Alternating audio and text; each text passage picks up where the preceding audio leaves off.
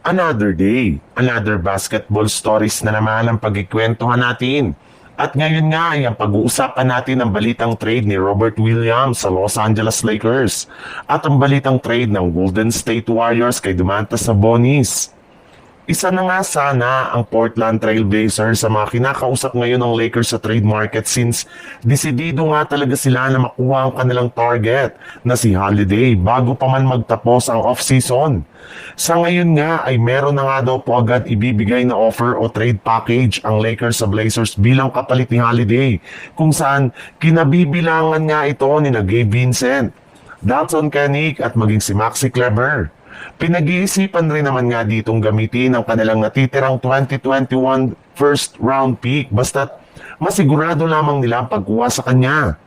Kaya dahil nga dyan, ay mukhang hindi talaga titigil si Rob Pelinka ngayong off-season hanggat hindi pa nila tuluyang napapalakas ng gusto ang kanilang kasalukuyang lineup. Ngunit sa kasamaang palad, base nga sa kalalabas pa lang na balita ng isang NBA insider, wala na nga daw pong balak ang Blazer na i-trade si Jrue Holiday ngayong off-season kahit anumang offer sa kanila ng Lakers, kaya no choice na nga po ngayon si Rob Pelinka kundi maghanap ng bagong player na kanila makukuha sa trade market.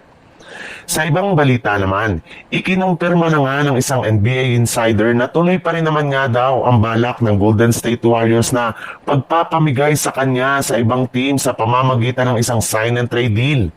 Marami na rin naman nga sila mga kupunan na kinakausap ng mga nagdaang araw at isa nga sa mga team na pinaka-interesado sa kanya ay ang Sacramento Kings na nangangailangan ngayon ng isang batang player na magagamit nila para sa future ng kanilang prangkisa. Posible nga daw po na tuluyan ng mag-rebuild ang Kings at gawin nila si Kuminga bilang kanilang bagong franchise player. At base nga sa inilabas na balita, posible nga daw na i-offer sa Sacramento Kings sa Golden State Warriors si Malik Monk bilang kapalit ni Jonathan Kuminga sa pamamagitan ng isang blockbuster trade sa mga susunod na araw.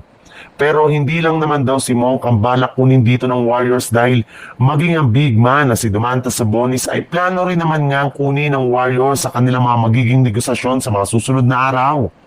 Willing rin naman nga ang Golden State Warriors na dagdagan ang kanilang ipang-offer na trade package sa Sacramento Kings upang matuloy lamang ito. Kaya mukhang yan ang ang pinakahihintay na trade na inaabangan na ng napakaraming mga fans ng Golden State Warriors.